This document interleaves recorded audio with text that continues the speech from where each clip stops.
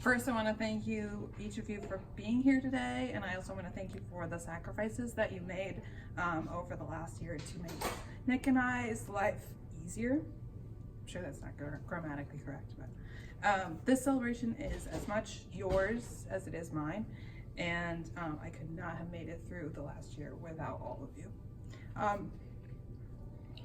Nick doesn't want me to, he says I shouldn't do this, but I want, if you want me to be the first person, that's okay, but I want everybody to ring this bell because it is all of ours. It is our celebration, not just mine. Okay, I'm going to read three things. One is John 1:1-5. In the beginning was the Word, and the Word was with God, and the Word was God.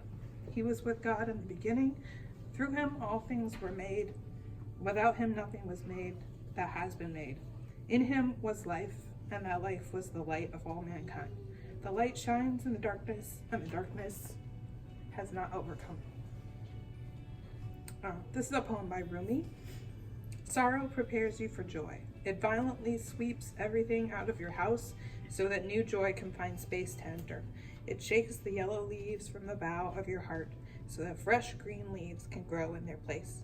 It pulls up the rotten roots so that new roots hidden beneath have room to grow. Whatever sorrow shakes from your heart, far better things will take their place. Remember, this is from Henry Nouwen. Patience is a hard discipline. It is not waiting until something happens over which we have no control. The arrival of the bus, the end of the rain, the return of a friend, the resolution of a conflict. Patience is not a waiting passivity until someone else does something. Patience asks us to live the moment to the fullest, to be completely present to the moment, to taste the here and now, to be where we are. When we are impatient, we try to get away from where we are.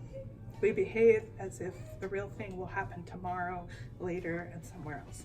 Be patient and trust that the treasure you are looking for is hidden in the ground on which you stand. I remember the day Sarah was diagnosed, and she called us, and she was so matter-of-fact about it. Well, Mom and Dad, I got leukemia. And I think that just kind of set the tone for her whole experience, because she just took everything in stride. And I don't know how you do that when somebody tells you you're going to be in the hospital for a month and you can't go anywhere or do the things that you want to do. And then made some notes here. Just every time I would come and see Sarah, it was always, if she cheered me up. I don't think I ever cheered her up, but hopefully I did.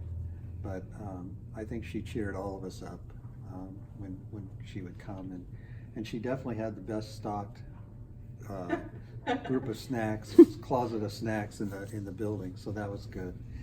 And I just want to give a shout out to Nick for all his advocacy and his concern for Sarah, and just so glad that he was here and able to do that and willing to do that. And then the siblings are just awesome, and the encouragement that they gave Sarah and all of us, and the way they were there for her. And I know Greg made a lot of trips down here, 8 hours there total, and so I think that was kind of what Mom and I were hoping for, that if as you were growing up, that if you did have a crisis in your life, that the other three would come alongside. And then I just so appreciate all the people that were praying for you and for us. I know we had shared I told everybody at BSF, and at our church and at TAB, and would continually get people coming up to me and saying, well, how's Sarah doing? And just, and I would always just try to say, well, thank you for your prayers, because I know they were they were making a difference. And then just all the people here at Simon and that was another thing. When I would tell people, well, she's at Simon Cancer Center, they'd always say, oh, well, that's the best place for her to be. So knew that she was getting good care. But I just want to say, I think, Sarah, you've kind of taken something that life gave you lemons, as they say, and you made lemonade out of it, because you just had so many friends come and they were encouraging you, and I think you probably encouraged them as well, just because of your attitude. So say that it was really amazing just to see the dignity and grace that that you summoned and faced everything with, and then just the outpouring of warmth that was really surprising to me. I was not prepared for that, and that took what was a really frightening experience and really helped. Say thank you to the Schraders for always being there for my baby, and all your chocolate, all your prayers. All of you have just really been a part of Nick's life, and we supported you from the get-go. You were just such an advocate for her. All those meetings that we went to and your note-taking. But Sarah, I'm just really sorry you had to do this. I'm just really impressed, pleased by how you've handled it, I guess. And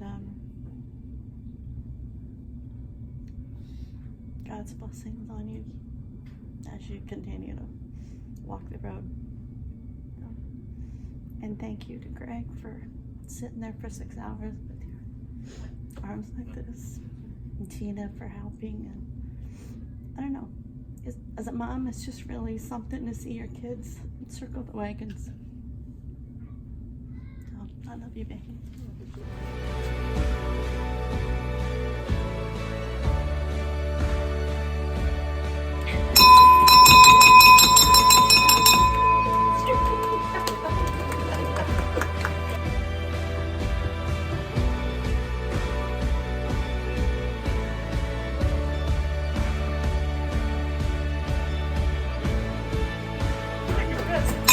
Ha ha ha!